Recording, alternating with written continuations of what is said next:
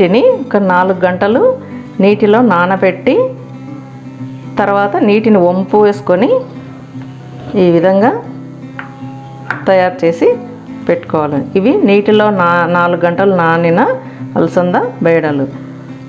వీటిని మిక్సీలో వేసుకొని పేస్ట్ లాగా, వడలకు తయారయ్యే పేస్ట్ లాగా రెడీ చేసుకోవాలి. ఇప్పుడు చేసుకుందాం మిక్సీలో. అది ఎలాగో ఇప్పుడు చూద్దాం. మొదట వీటిని మిక్సీలో ఇలా కొంచెం కొంచెం వేసుకొని మిక్సీ పట్టాలి.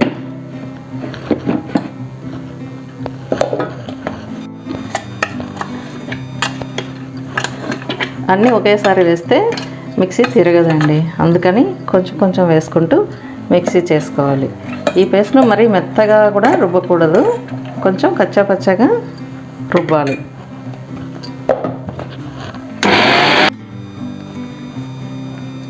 ఈ విధంగా కొంచెం కచ్చాపచ్చగా మిక్సీ పట్టిన తర్వాత ఇందులోకి కొద్దిగా ఉప్పు, తీపి వడలు కాబట్టి ఎక్కువ ఉప్పు అవసరం ఉండదు, కానీ ఉప్పు పడకపోతే రుచి సరిగా ఉండదు కాబట్టి కొంచెం ఉప్పు వేసుకోవాలి అంతే. బెల్లం వేసి ఒకసారి ఈ విధంగా కలిపి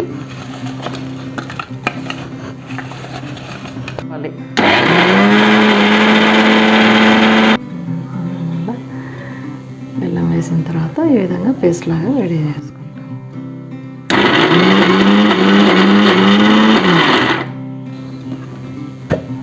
చూసారా, బెల్లం వేసిన తర్వాత ఈ విధంగా పేస్ట్ లాగా రెడీ అవుతుంది.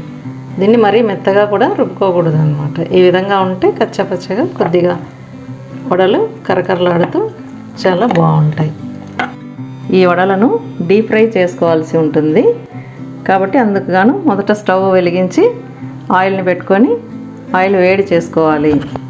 వేడైన తర్వాత ఈ పిండిని ఇలాగా కొంచెం తీసుకొని బాల్స్ లాగా ఈ విధంగా రెడీ చేసుకొని ఒక బట్ట మీద ఈ విధంగా ప్రెస్ చేసి గారెలాగా రెడీ చేసుకొని ఆయిల్లో వేయాలి.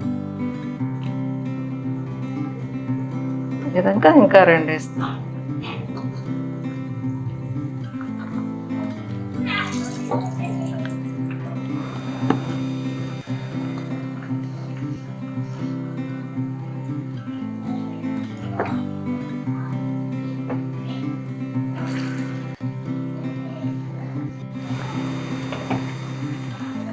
ఈ విధంగా నూనెలో వేసిన తర్వాత ఈ విధంగా దూరగా ఇలా రంగు వచ్చే వరకు వేయించుకొని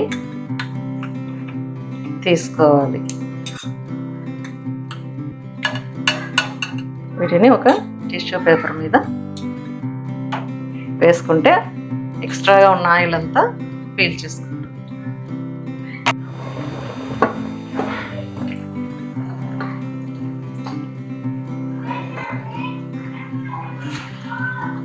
ఆయిల్లో వేసేటప్పుడు కొంచెం జాగ్రత్తగా వేయాలండి, లేకపోతే చెవేళ్ళు ఆయిల్లో మునిగే ప్రమాదం ఉంటుంది.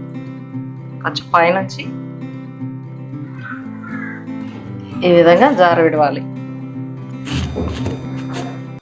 చూసారా, ఎంతో టేస్టీ అయిన తీపి అలసందల వడలు.